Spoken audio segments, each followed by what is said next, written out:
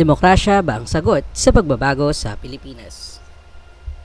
Sa bawat sulok ng Pilipinas, sa mataong kalsada ng Maynila hanggang sa liblib na baryo sa Mindanao, iisang tanong na paulit-ulit ng mga Pilipino: kailan kaya tunay na magbabago ang Pilipinas? Sa loob na mahigit ng 100 taon na isinugal natin ang dugo, pawis at buhay, lahat para sa isang pangarap. At noong ito'y nakamit, isinilang ang isang bagong pag-asa. Ito ang demokrasya. Demokrasya ang gobyernong sinasabing nilang para sa tao. Ayon sa Artikulo 2, Section 1 ng 1987 Constitution, ang Pilipinas ay isang estadong republikano at demokratiko. Ang kapangyarihan ay nagmumula sa sambayanan na sinasagawa sa pamamagitan ng kanilang mga kitawan at ang tuwirang pamaraan. Sabi nila, boto ang ating armas, at sinasabi rin ng Artikulo 5 ng Saligang Batas, ginagarantiya ang karapatang bumoto sa bawat mamayan na may legal na edad.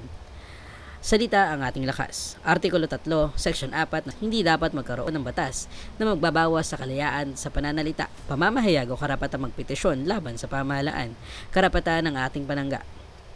Pero sa kabila ng ating kalayaan, bakit tila pa rin tayo bihag at biktima ng kahirapan? Bakit bawat eleksyon ay tila isang laro ng pangalan, hindi ng prinsipyo? Bakit ang pamahalaan ay madalas maglingkod sa iilan kaysa nakakarami? Sa ilalim ng Artikulo 2, Section 26, inasaad dapat tiyakin ng Estado ang pantay na pagtrato at pantay na pagkakataon para sa lahat ng tao.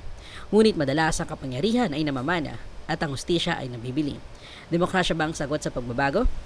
O isa rin ba itong pangarap na unting kinakain ng kapangyarihan ng kasinungalingan at kawalang pakialam?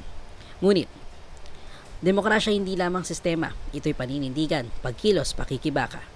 Kapag ginamit ng tama ang demokrasya ay maaaring maging tulay ng patungo sa tunay na pagbabago. Ngunit kailangan itong bantayan, pagyamanin at panagutan. Hindi sapat ang bumoto tuwing eleksyon. Hindi rin sapat magreklamo sa social media. Sa ilalim ng ating Local Government Code of 1991, may kapangyarihan ng mamamayan na makilahok sa pamahalaan sa pamamagitan ng participatory governance. Kailangan natin maging aktibong bahagi ng lipunan mula sa kalsada hanggang kongreso, mula paaralan hanggang tahanan. Demokrasya ang binhi. Tayo magpapasya kung ito'y tutubo o malalanta.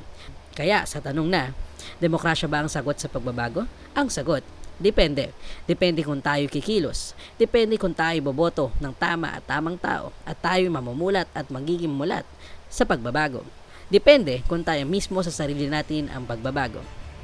Dahil sa uli, kinabukasan ng Pilipinas hindi lamang sa iyo, hindi lamang sa kanya, kundi para sa ating lahat.